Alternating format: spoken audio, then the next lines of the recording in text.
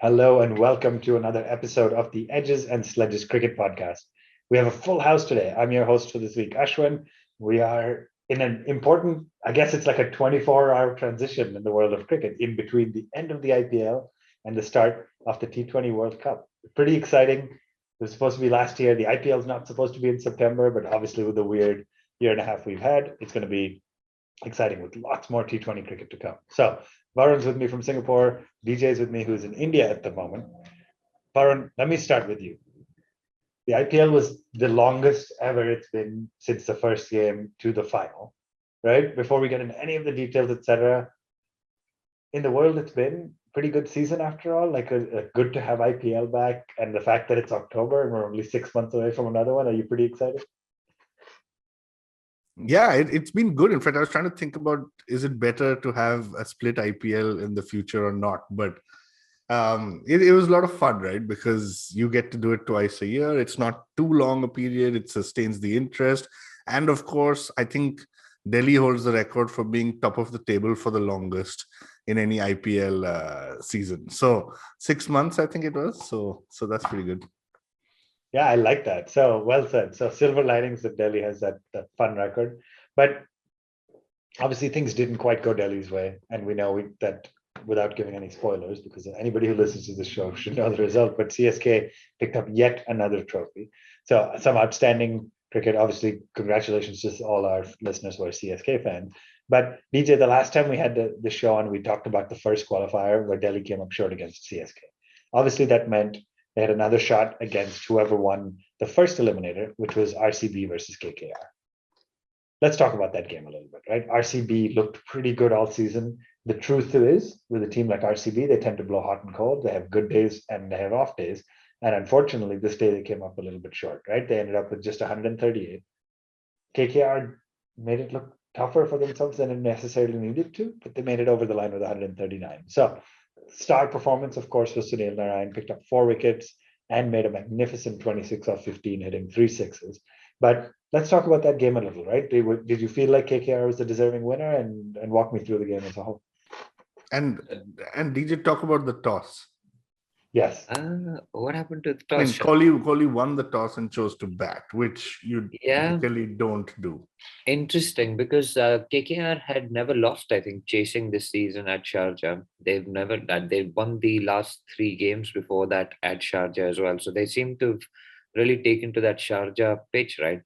I mean, they went off like a rocket as well. He seemed to have justified that decision. I think they were 50 for no loss in about 5 overs, and Kohli was batting quite nicely. But then they came up when Narayan came on. There was a dramatic slowdown in the batting. Shakib, another Chakra, another just sort of strangled the RCB batting. So there was never that acceleration that you would expect to come after a start that Kohli and Padikkal had given them, right? But again, it was a typical Sharjah track that KKR relished, and they choked the RCB batting. 139 was, I mean, you saw what Siraj, we'll talk about the second half, but the first half was, it felt like they were 15, 20 runs short, right? And then the dew would have come down as well at Sharjah, and it would have made batting a little bit easier. The ball would have come onto the bat a little bit better. And yeah, it was 140 felt a little bit light, but it was a knockout game. So maybe there was more pressure on KKR to chase those runs. But back to you, Ashwin, for the chase. Yeah. So Varun, let me ask you just quickly about RCB's first innings, right? Devdutt Padikkal was a revelation sort of last season. He's been pretty solid. Like, hasn't had quite as good a season, but pretty solid. Shrikar Bharat batting at 3, only kind of discovered late this season, but has looked good and pretty solid. I think the stat we shared when the RCB's campaign ended was that AB de Villiers and Virat Kohli have not batted together this entire season. And does that blow your mind as much as it blew mine? The fact that, I don't know, they're 2 of the most prolific batters, not just in the RCB, not just in the IPL, but in not just even current players in the world, but maybe 2 of the most prolific batters of all time to have ever played the game.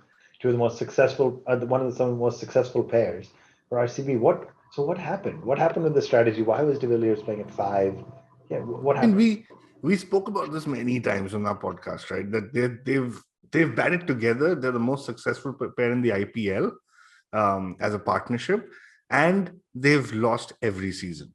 So the need was to do something different. Now, I don't see that much of an issue with it. It's just the challenge for me is that AB de Villiers is a great player. So if you've had him play 10 balls in every game for the last 5 to 7 games, then he's not getting that opportunity to spend time in the middle, to get his eye in, and he's not going to be able to win you games unless he's spending time there, right? So I think that became the challenge for me with the RCB innings.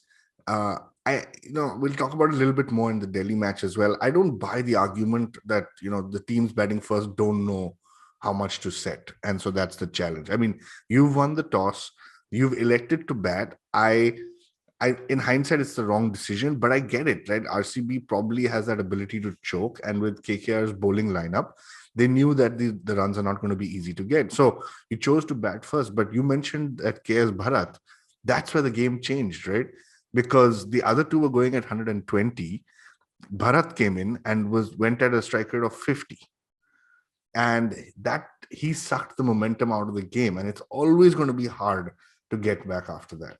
I mean, after a start like that, you'd expect a Maxi or a de Villiers to come in and press I the mean, accelerator. to be right? honest, the Bharat did well, right? Like in the previous game and stuff. Yeah. So I don't have a problem with Bharat coming. It's like you've just sucked the momentum out of the game. Essentially, you've played 3 out of 20 overs and got 9 runs for those 3 overs, right? Yeah. He walked in on the 13th ball against Delhi and made 78 of Exactly. 52, and There it were was 2 the game. wickets So, down. so right? can you really blame the leadership at that point for giving him another shot at 3? I don't. No, but Yeah. the way they've been using the number 3 is that when they've had wickets down, they've sent him in. Or when there isn't much on the board, they've sent him in. They've sort of rotated. There was Rajat Patidar, Yeah. I think, that had come Yeah, in so initially as well. it's very clear for the RCB that number 3 is not going to be Maxwell or AB. So in a crunch game like this, you stick to that plan, right? So let me ask you before we go to the second quickly, just a yes/no answer. DJ, let's start with you. Does AB de Villiers get retained by RCB in the mega auction? Varun? No, I also don't think so. Whew. All right, lots more to discuss as we get closer to the mega auction. We'll talk about that, but let's quickly talk KKR's chase. Varun, KKR's journey basically, I can't remember the last time I saw a team that had such strong openers and such over-reliance on the openers and such a weak middle order. And not weak on paper, obviously, but how clutch have Gill and Iyer been for that? This, like, I think you asked, like, where did this Iyer guy come from? Venkatesh Iyer just took the season by storm, right? Yeah, he's done really well. Now, remember, even in the RCB game, he didn't even do that well. And when I say that well, I mean 26 with a strike rate of 86, which is not bad. But given his average is probably close to 45 in this tournament, I think, or 40 plus in this tournament, I think he didn't do that well. Gill, again, I think figured out very quickly that the strike rate is what's going to win you this game, right? So when he went at 160, it was fantastic. But apart from that, like, we're going to talk about KKR because they've played this and 2 other matches in a row. The middle order has just collapsed very badly. And there was a point in this game where I actually think RCB could sniff that they were, in with a chance. And lots to discuss, but that's where this Sunil Narayan comes in and hits 3 sixes in 3 balls, right? And you could see Kohli's face. The game was taken away there. So it pays off sometimes. Sunil Narayan's this move up the order.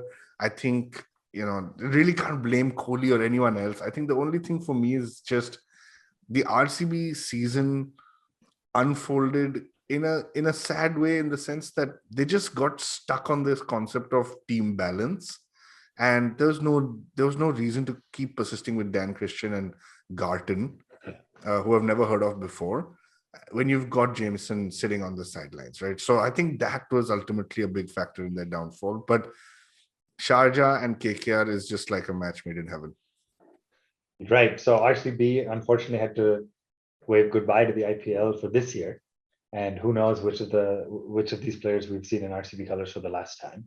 But KKR lives to fight another day, goes to face Delhi in the second qualifier, the winner of who makes it to the final to meet CSK. Delhi obviously hoping as the top of the table, etc., they would have had another shot.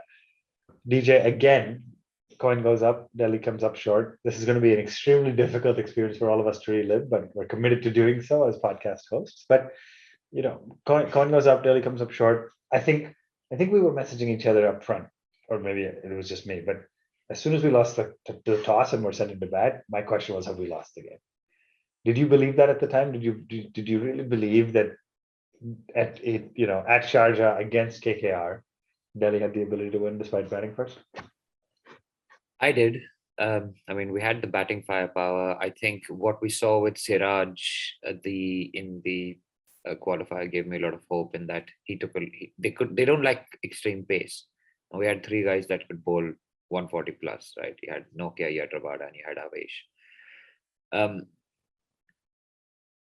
And if the openers got off to a good start and Iyer and Pant, then of course Stoinis coming back in was a boost because I thought he was the finisher that we needed. Hetmeyer's and in good form, so he had Stoinis who could bowl cutters and could bat, right? So we can talk a bit more about the batting order change later, which personally I found very, very strange. But particularly since we had Iyer waiting in the wings, but it was I didn't think we'd lost the match. I thought they had a bit of an advantage, but it could have been negated if Delhi batted really well. The conditions could have been overcome. So Varun, 32 for 1, first wicket falls. Marcus Stoinis walks in.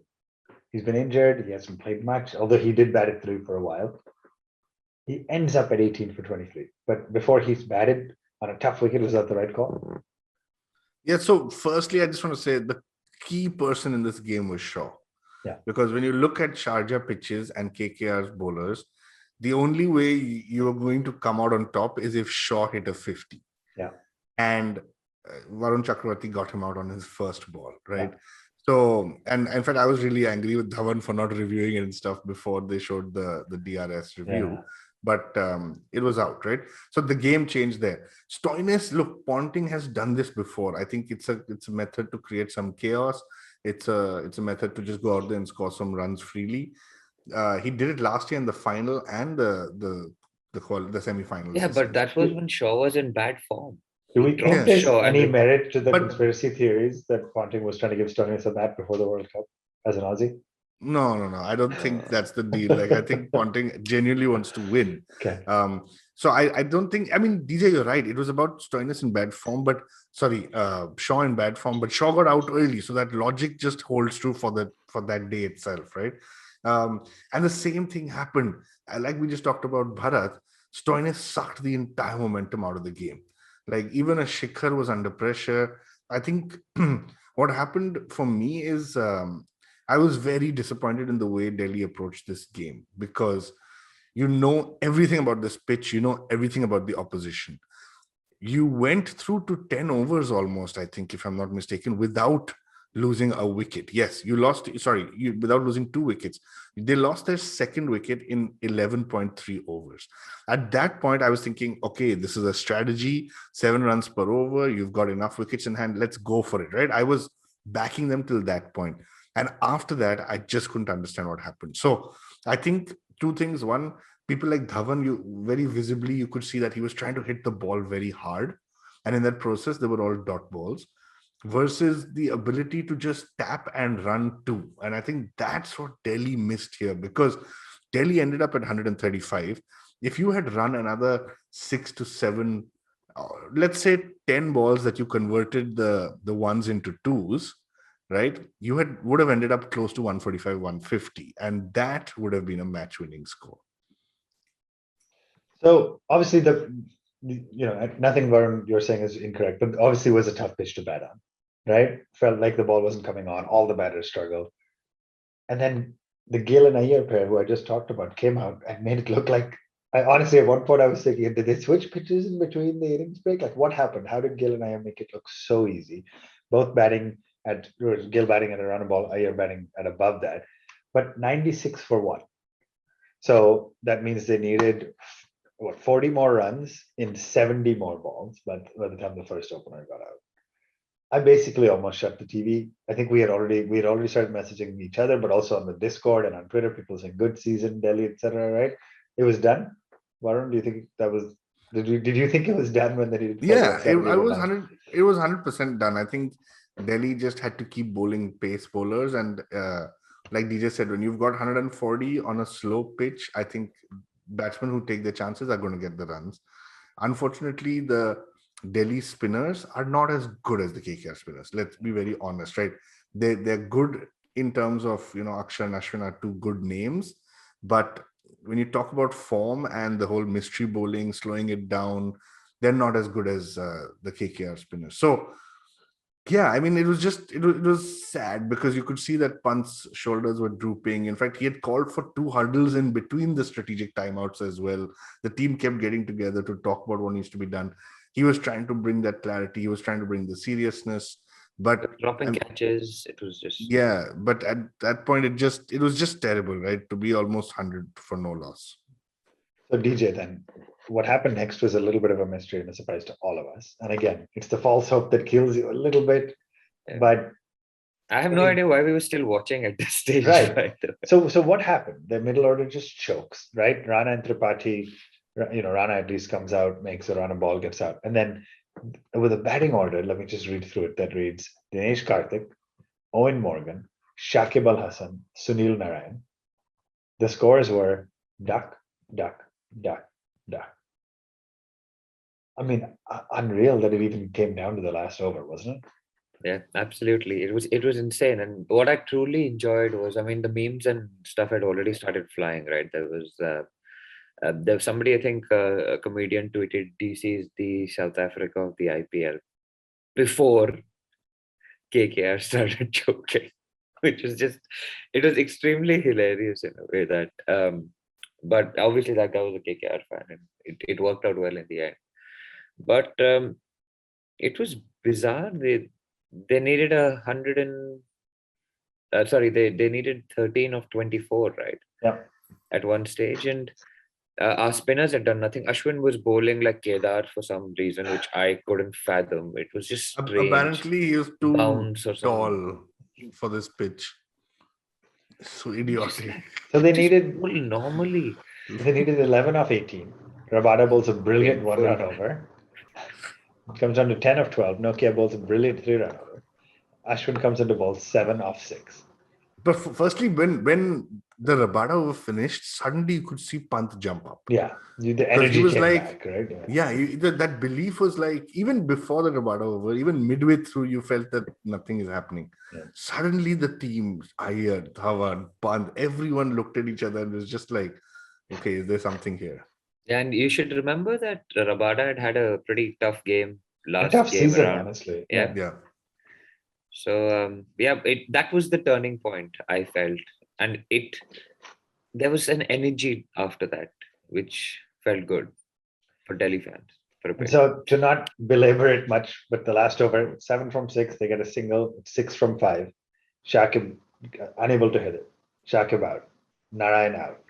6 from 2. Ashwin's on a hat-trick ball. Tripathi has looked out of sorts. He's hitting 5 of 9. He hasn't had the best last few games either.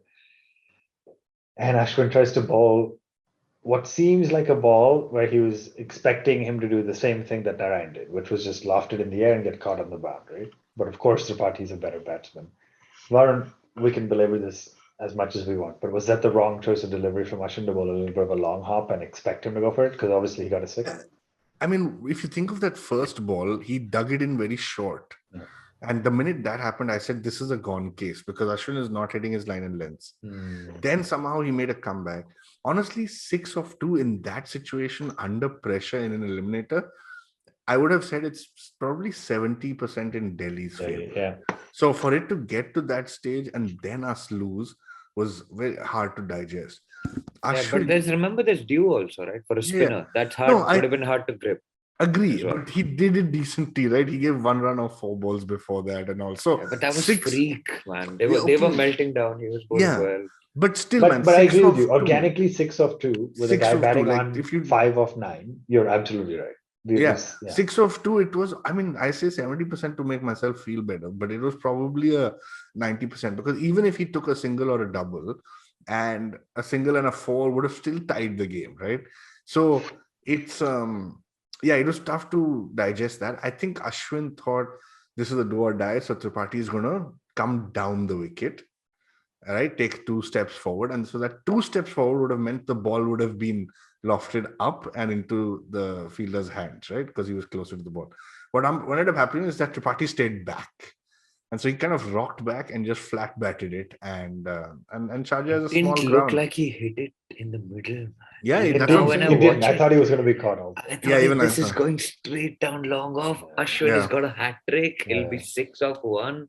The greatest comeback in IPL history, man. It would have been. This would have been.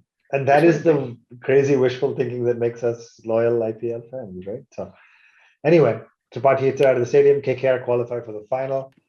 Delhi Party. Capitals Oh, they fans. should have Has come they to the shouldn't. party. He shouldn't have. The KK shouldn't have celebrated as much as they did. Like Tripathi there was didn't, a to be fair. no. Tripathi was Tripathi was a really very decent nice guy. celebration, actually. Yeah, Yeah, but I have a lot of respect for him. your Gill and all of the world, like the way you celebrated. I mean, I honestly yeah. don't even know what you're saying because the minute they said that 6, I shut it. I couldn't do it. Like I was too heartbroken for that one. But anyway, KKR CSK final. We have lots more to cover. Delhi Capitals fans around the world were all heartbroken. We will be right back after a quick break to talk about the final and then talk a little bit about the T20 World Cup coming up. So stay tuned. Welcome back to the Edges and Sledges Cricket Podcast. DJ, CSK in yet another final. It's facing KKR. I think what we learned from the Delhi game, to be totally honest, is that CSK were favorites, right? If KKR nearly choked against RCB, couldn't get over until the last over, nearly choked against Delhi, you have to believe CSK were favorites going in. They But get put also, into let's just remember that it happened in Dubai, not in Sharjah. correct, So yeah, that took away. for Yeah. sure. KKR goes in with less of an edge. CSK gets put into bat. But unlike most other teams, they didn't seem phased, right? Of course, you've said very publicly that you're a Delhi fan, but CSK is your second favorite team. 192 in the 20 overs, right? After we've seen a lot of 120, 130, 140 games, just every time they need one of the experienced icons to stand up and deliver, they do. And this match was Faf, right? With a nice little cameo from Uthappa, a nice little cameo from Moeen, but Faf making 86, right? How like 192 runs on the board in a final, you'll take that any day of the week, right? Absolutely. And CSK coming in with a 100% win record in finals. KKR coming in with a 100% win record in finals. CSK won 3 out of 8, right? So they've been in a lot of finals, but they've lost more than they've won. But you can't put a price on experience. Someone like Robin Uthappa has won the IPL with KKR previously. He's just hit form. I mean, what a move to bring in Uthappa in a playoff game. If it had backfired, they dropped Rena, right? They're dropping Mr. IPL himself. I mean, Dhoni would have copped so much flack, including from Varun for dropping Suresh Raina in a playoff game. It would have been an unspeakable move, but he did it quietly. It's worked out. His players deliver for him. And having that experience of playing in an IPL final, right? Dhoni's played in what, 10 finals now, including with Pune Super Giant. Yeah. So just the difference in knowing how this goes, how this is going to play out, how to react to situations. And there were 2 points in this game where I just felt that a different captain would have melted down. One was when the ball hit Spider Cap. And I was just like, oh my God, they are just going to. Kohli would have gone into complete meltdown. Like KKR was flying away with the game. They hadn't got a wicket. The ball hit Spider Cam. The catch has been taken. He would have just lost it. And the second thing that I truly enjoyed was his use of Jadeja in the field. Every time the ball went up in the air, Jadeja was underneath it to catch. It's insane. Like the Narayan catch he didn't have to move. It literally came straight at him. And Pollard, like he'd used a field for Pollard in 2010, I remember, which they used in the last league game. It's just insane. It's like he's played this game over and over again in his head, and he knows how it's going to go. It was brilliant. But yeah, 192 to answer your question, more than enough, I think, for that KKR batting lineup after what we've seen in the last couple of games. So I was backing CSK to get this. Yeah, for that KKR lineup was important because KKR has been in 2 finals and chased 190 in both finals. Bisla scored runs, right? Yeah, Wait, Bisla was one. Who was the other? In another. I think Manish Pandey. No, I wanted DJ to answer. I've blanked that out. Was he going on hitting it to off and the ball was going to leg? Even can't place a field for He that, won man. KKR final, my friend. Anyway, Piyush Chawla won that also. Piyush Chawla hit the winning boundary, I think. so really quickly, Varun, let me ask you about KKR's innings then, right? Feels like a pattern we have seen before. 2 half centuries by the openers, 10 overs, 91, exactly where you want to be from a striker inning spacing standpoint, etc. Gill makes 50, of course. Iyer makes 50 of the just 32 balls. And then again, I'm going to read the scoreline: 0, 2, 4, 9, 0, and 2 before some lower order heroics. Is this the furthest a team has ever made it with such a crap middle order? Pardon my language. Yeah, I mean they didn't deserve to They win. absolutely Very honestly, didn't deserve to win, right? so Yeah. they didn't deserve to win. Iyer was dropped on 0 Yes. off Dhoni. Yeah.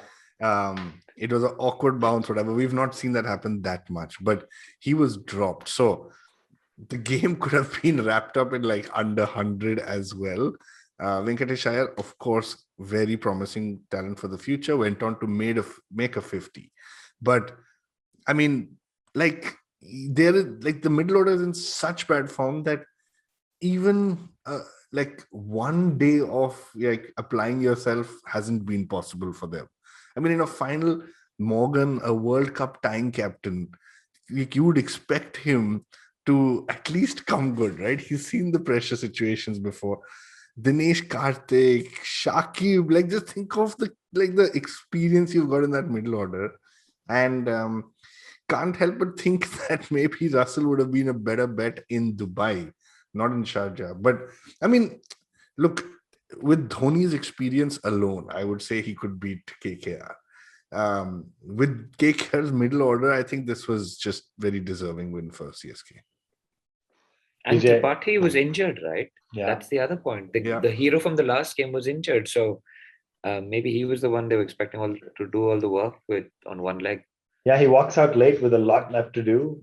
Can't really run much, runs a quick double and then just gets out. So it was obviously too much to expect. Mavi had some nice little heroics at the end to try to give them a little bit of false hope, but obviously ending up 27 runs short in a final. We have to see CSK lift yet another trophy. DJ, I just have to ask you for the closing thought before we take another quick break. MS Dhoni picks up another trophy. I mean, you can't, there's almost no words left for this guy, right? I don't know what to say anymore. I mean, I think there were very few people that have given them a chance of even making the playoffs. And the only reason I gave it was out of sheer emotion, wanting this guy to walk off into the sunset, which he hasn't still done, by the way. I'm just like, why can't he just let his fans have that moment where he's won something? Maybe he wants to do it in Chennai. He hasn't retired. Yeah, why would he do it, man? Because he's given mixed messages, right? He's said, I'll be in yellow, but maybe not as a player. And then when Harsha Bhogle said, you've left behind a legacy, he said, I haven't left. Yeah, exactly. So I think you have to think, right? Like they've picked a team for Chepauk in 2018. They picked a team only for Chepauk. They've stacked it with spinners. They've won in 2018. They've been runners-up in 2019. They've had a miserable 2020 when the whole thing was played in the UAE, right? And they've come back and put in an almost flawless performance with a team that is unsuited to those conditions. It's not like they've been like KKR, right? Where they've played at Sharjah and just spun teams out and batted in just about made it across the line. It's just been insane. I mean, and for them to do it that easily, for Dhoni to contribute, I want that 18 of 6 for whatever it is worth, for whatever it hurts us as Delhi fans. I want that 18 not out of 6 to be his last IPL innings. I want Dhoni to end now. It cannot get better than this. He's been in that yellow shirt, lifting the IPL trophy. He had the grace and the composure to congratulate KKR for their run to the final, saying it was a crazy streak that they got on. And he's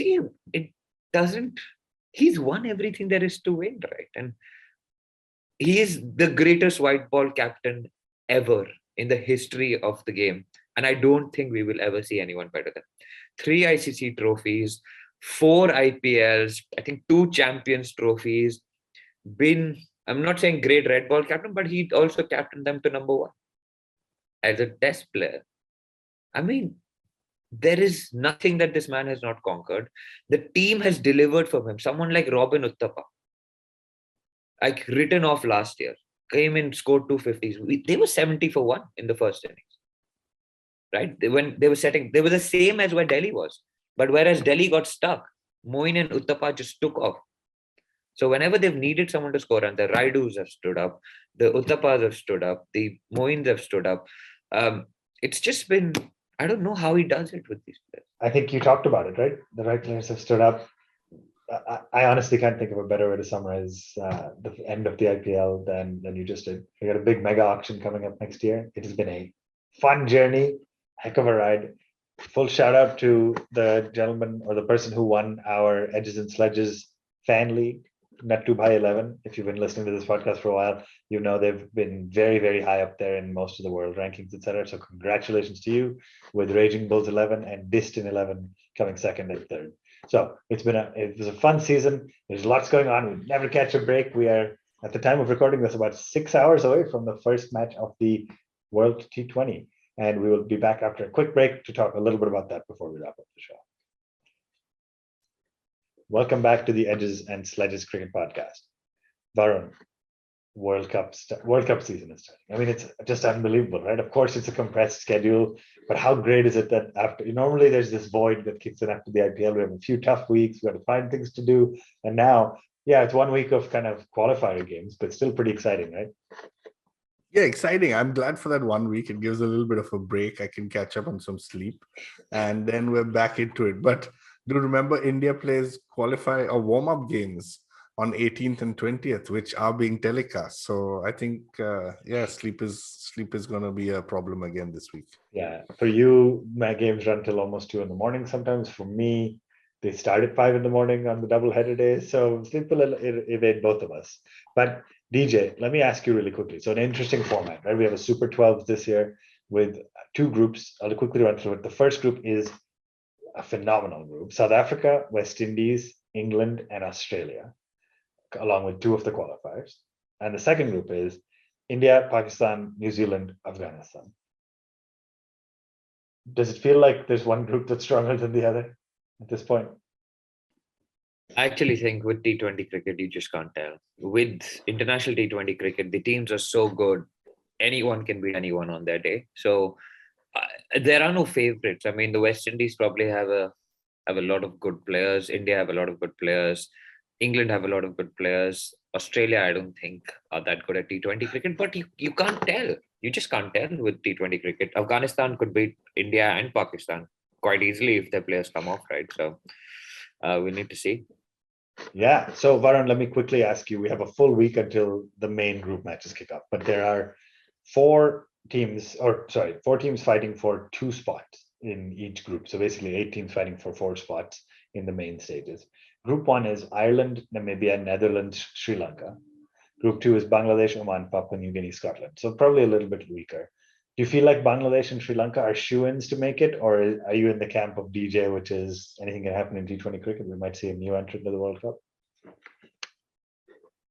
I think they will probably make it, but I mean, I think watch this week for some upsets, right? That's what it's going to be. There are multiple games, so I still think that Sri Lanka and Bangladesh will go through. But I wouldn't be surprised if there's one big upset that's coming up this week. So let's get your predictions really quickly. So of Ireland, Namibia, Netherlands, Sri Lanka, who are the 2 teams? Ireland, Namibia, Netherlands, Sri Lanka. I would say Ireland and Sri Lanka. Yeah, that should say. And then Bangladesh, Oman, Papua New Guinea, and Scotland. I would say Bangladesh and Scotland. Yeah. DJ, any disagreement with either of those predictions? Netherlands has some good players as well, but I actually think Bangladesh are a dark horse for the whole thing. The whole thing? Batted, the whole show. They've battered Australia when they went to Bangladesh. They've beaten, I think, they've beaten the big teams recently. So I think the conditions suit them. they are a mature enough team now, hopefully not to celebrate prematurely. They've come close before, right? You remember the Hardik Pandya over where 3 wickets went down and there was the Mahmudullah catch and all of that. So I think they're in with a serious shout. They've got good spinners and batsmen who hit the ball hard. So Okay, and so the last thing we're going to talk about before we wrap up this week's episode is Team India at the World Cup, right? Lots of changes, etc. I will talk a little bit about the coach in just a second, but one of our favorite exercises to do is predict a playing 11. And so Varun, I'm going to start with you. Tough call, obviously, right? Let's go through this really quickly. But you have among batsmen, let's start with batsmen. And the squad has Rohit, Kohli, Rahul, Kishan, Pant, and Surya Kumar Yadav, and then you've got Jadeja and Hardik. What does your top 7 look like for Team India? Yeah, so I'm going to say that what I'm going to say right now is how it's going to start, but I think there'll be changes. So I think I feel like you now just predict that for every big tournament, and of course that happens, and then you look like a... No, but I can tell you which person will be in and out. Okay, right? all right, let's do it. We're going to record. We're recording this always. Yeah, so I think I think Rohit and Rahul will open. I think Kohli will bat at 3, Sky at 4, Pant 5, Pandya 6, and Jaddu 7. I think that is how this is going to start off. However, I do think that what will happen over time is that Pant will get replaced by Kishan because they're going to need this explosive, dynamic type of batsman. So that's the first call that I would make. What I'm not sure is how to fit Kishan in at the top, because Rahul, you should not be asking Rahul to bat at number 4 or 5. And you should not be asking Rohit also to bat at number 4 or 5. So, and unfortunately, Kohli, I don't think can bat anywhere except the power play right now. He's just in terrible form. So I think that's going to be the starting 7, and I think Kishan is going to make a play for it as the tournament goes on. DJ, do Rohit, Kohli, and Rahul play too similar a role to each other? Like, is it 3 people doing the job that 1 or 2 should do, but they're all just the best at their craft? So how do you choose? I was going to say it's so controversial, right? Like ideally you would have 1 out of the 3 playing. But which and the casualty of that process by way of where the cards will fall will be Rahul, right? Yeah. You saw, I think Kishan has got to bat up top. Kishan and Rohit hasn't been in great form. Neither has Kohli. Neither of them have really scored a lot of runs in this UAE leg of the IPL, right? So do you think there's a chance Rohit might bat at 4? Because they have to accommodate Kishan, right? Yeah, but why does Rohit need to bat? My point is, do Rohit and Kohli make this team? I mean, they're going to, right? I think rather than have a debate on whether they should, I think it's more of what's going to happen. Okay. So unless you believe Rohit and Kohli are both not going to play, no, that's not going to happen, right? Exactly, right? And so which is why I'm saying that unless and I don't think Rohit will drop to 4. I think what will end up happening is that a Kohli might just end up dropping himself. This is his last World Cup as captain. He's desperate to win. He understands that Rohit is a better opener than him. He understands Kishan needs to play. He understands that he cannot ask Rahul to now go and bat at number 5 like he does for ODIs. So something has got to give here. Yeah, so I wonder whether Pant, as you say, makes way for Rahul to bat at 5, because Rahul's batted at 5 in ODIs before. That leaves Kohli and Rohit to open, Sky to bat at 3. Kishan but where's Kishan? That's the point, right? Kishan could bat at 4. I think Kohli has come out very clearly and said Kishan is an opening bat. But Kohli's also said me and Rohit will open. Yeah, Kohli said a lot of things in the years that have not materialized or have changed. Let's say not changed. Well, okay, no clear consensus. I think what we're clear on is of the following 8 people, 7 will play, right? Rahul, Kohli, Rohit, Yadav, Pant, Kishan, Jadeja, and Hardik. 8 names. So we're all agreed on Kohli, Rohit, Yadav, Rahul, 4. And pretty much Pandya and Jadeja. Well, between Sky and Pandya and Jadeja. Sky, Kishan and Pant, yeah. That's the choice. Now does Pandya make it if he's not bowling at all? At 6? apparently that those are the rumors that was causing the delay in the team selection, right? BCCI was considering dropping Pandya from the team altogether. I don't think Bringing on in current Iyer. form. I don't think on current form Pandya makes it as Yeah, number it's 6 if he's not bowling. If he bowls, he's a sure. yeah, agree. But I think the problem is that every other person in India is an opener, right? So Yeah, who is that's your true. finisher? So who's But your finisher? So your the finisher is difference, still the reason somebody like a Venkatesh Iyer becomes an asset, not obviously now, but for the future, is he is an opener, but he can bowl. And we've yeah. talked about this on the show extensively. Yeah, and that's why, but that's why I wanted to. I was discussing this with somebody else. Let's not deviate from this, but Venkatesh Iyer needs to have that ability to play in the middle order. That is Yeah. how he can Yeah. play for India for 5-7 years. Yeah. But If he tries to compete with Gaikwad, Shaw, Padikkal, Samson, I think he's going to struggle. But I think anyway, Sky will probably drop, man. Sky got runs at 5 for Mumbai. He's played for KKR, but Sky may drop down the order to accommodate yeah, all these top order guys. That yep, may be the answer. yep, And He can play Flo, all where of does them he and not play Pandya, right? agree. If he's not bowling. Okay, we're over time, but really quickly. There are 4 bowlers in addition to Jadeja, who's at 7. Your options are Shardul, Bumrah, Shami, Bhuvi as 4 quicks, and Varun Chakravarti and Rahul Chahar. DJ, let me start with you this time. Who are the 4 bowlers that make the cut? So if Hardik isn't playing, Shardul plays instead of him for me because he At gives 6? you some. Oh no, I don't want him to play at 6. It's too high. I mean, It's I too have accepted that high. Shardul's good and I Oh, respect it, but he's not a it's too number much. 6 in T20. Too much. Okay, maybe not Shardul then. So Bumrah Bhuvi, spin wise has to be Rahul Chahar leggy, and you need an off spinner now. I would say Ashwin. Wow, my team is so different. Yeah, for me, I would I'm pick going Bumrah, Bumrah. Bhuvi, Shardul, and Varun.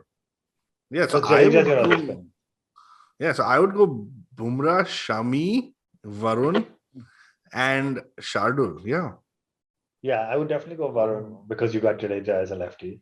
I mean, look at what Chakravarti has done. He's Maybe like I've gone in a very basic way. Like I need an off spin, I need a leg spin, Yeah, I you need said a leggy left for arm sure. spin. I mean, Chakravarti has to play after what he's done Chahar for though has to KKR. play also. No? I Chahar think sucked. I I think love ultimately, Chahar, but Chahar sucked, I man. think ultimately the fact that I think all of this just suggests that the fact that you suggest Shardul should bat at 6 just means it is way too early. I didn't for say this Shardul to should be bat at recording. 6. You I said think how Shardul should come in we for need an all Hardik. rounder, right? A seaming all rounder. Sir, Shardul Sir is can go up. an excellent Shardul can bowler come who down can at bat 7. a little bit. Shardul can come at 7. Jadeja can bat at 6. Okay. That's okay. Anyway, lots going on. Lots happening in the world of cricket. Very, very exciting time with the T20 World Cup coming up. It's going to be a thriller. We can't wait.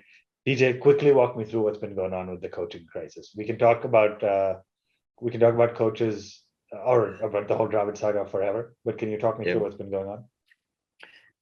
Interesting, right? As Ravi Shastri's contract has come to an end, and Rahul Dravid has essentially, by the sounds of it, been forced to become the India coach at this point. Because he was told he can't stay the NCA chairman. He if he wants to stay associated with Indian cricket, he must become the Indian coach, which I found particularly odd because, I mean, obviously Dravid's a great coach. He supplied a lot of great players to this Indian team. Shaw, Gale, all of these guys have come up underneath him. But you're like, he obviously doesn't want something like what happened to Kumble to happen to him. And personality-wise, he's closer to Kumble than to Ravi Shastri, right? He's not a yes man. Dravid has his own mind. He's quiet and he's not going to take shit. He's a legend of Indian cricket, which Kumble is as well. And he's friends with Kumble, so he will ask him what the hell went on. Maybe Kohli is more mature. Maybe Rohit will be able to calm things down. But it seems like a good. I mean, we all fanboys, right, of Rahul Dravid. But it seems I'm not sure how much those personalities will gel, to be honest. So yeah, I think honestly, see. ultimately for me, the news is all over the place right now. By the time you're listening to this, there's probably more clarity of news. But as of this moment, it's the uncertainty, it's the potential implication that he was forced to apply, that he was told if you want to be associated with Indian cricket, you must apply. All of those things make me a little uncomfortable because they don't end up setting you up for success as somebody who wants to do that job. And these are such demanding jobs. You're on the road all the time. You're dealing with tough personalities are doing it, tough media, all of that. But if you don't 100% want it, it's going to be extremely difficult. So, as an Indian fan, we can, as a big Dravid fan, we can only hope it works out well for everybody, and he's able to come in and make a good change and impact the team positively. But time will tell, I guess, right? Yeah, and like the class of '96 has basically taken over the whole Yeah. BCCI at the moment. You've got Saurav Ganguly, Thala. the BCCI president, Paras Mambre is the bowling coach, Vikram Rathore is the batting coach. You've got Rahul Dravid as the head coach. Sunil Joshi is the chief selector.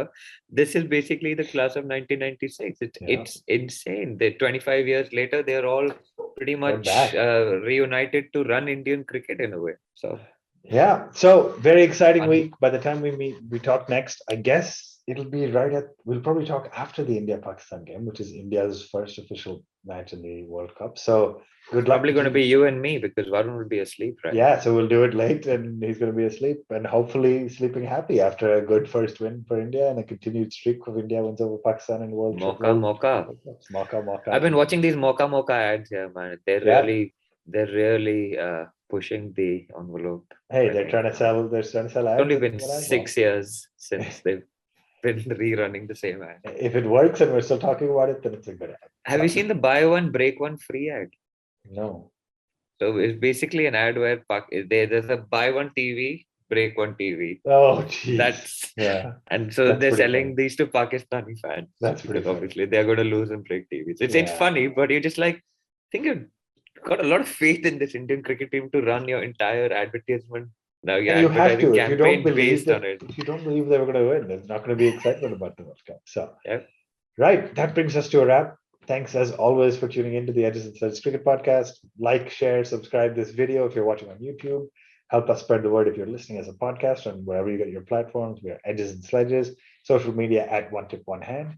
We will be back next week after the official group stages of the World Cup kick off, and India has already played Pakistan. So till then, enjoy the warm-ups and the qualifier week, and we will see you next week. IVM